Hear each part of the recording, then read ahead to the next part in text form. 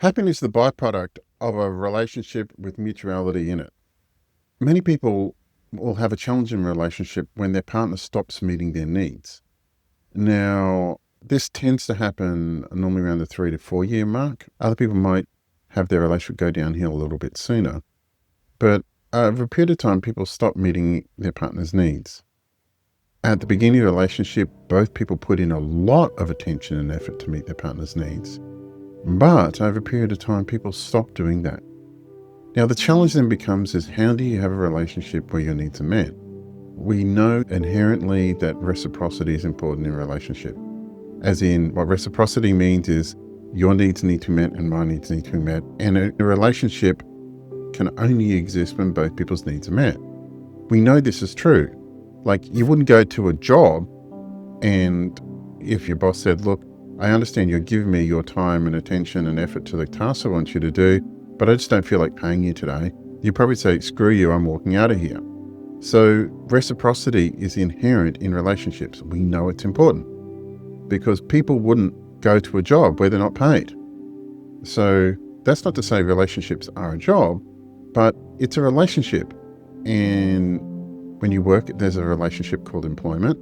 When you're in a romantic relationship, it's still a relationship, and relationships require reciprocity. So if one person says, look, your needs don't need to be met and I'm not going to meet them, the typical response for a lot of people is, screw you.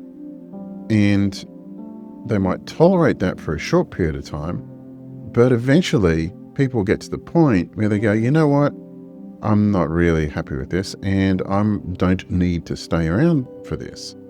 And then they'll leave.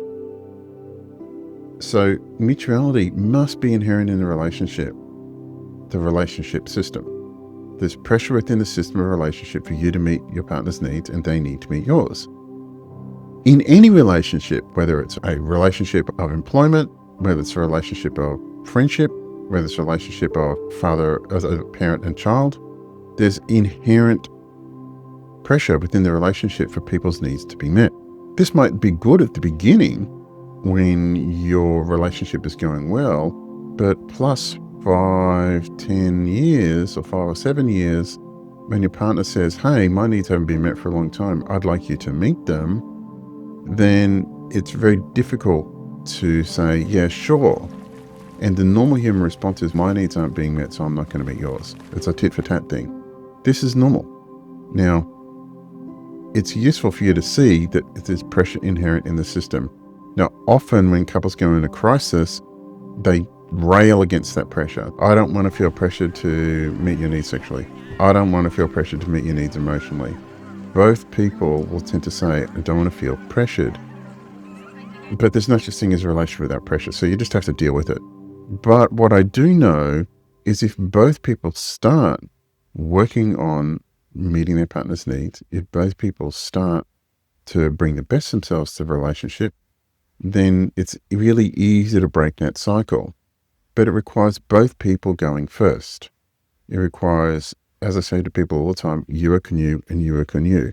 So if you want to have a good relationship, you want to fix your relationship, you start by meeting your partner's needs first. Now, a lot of people have a challenge with that, and that's fine. The alternative is always be by yourself. You never get in a relationship with anyone, including an employment contract. That's the only way that you can be in a relationship free from pressure. Most people won't do that, and most people don't want to do that. We want to be in a web of relationships. We want to experience the benefit of being in a relationship with someone who cares about, who loves us, who can meet our needs, who can assist us in dealing with the difficulties and discomfort of life, and then be there for them. Because that feeling of your partner being there for you is what allows us to tolerate the suffering of life and to enjoy aliveness in our lives. And it's that I try and help my clients experience. So I hope this has helped. Please like and subscribe to the channel. I look forward to making more quality content for you shortly.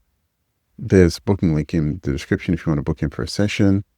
And there's other videos pinned at the end card for you to see more of my content. Thanks very much for your time. Bye.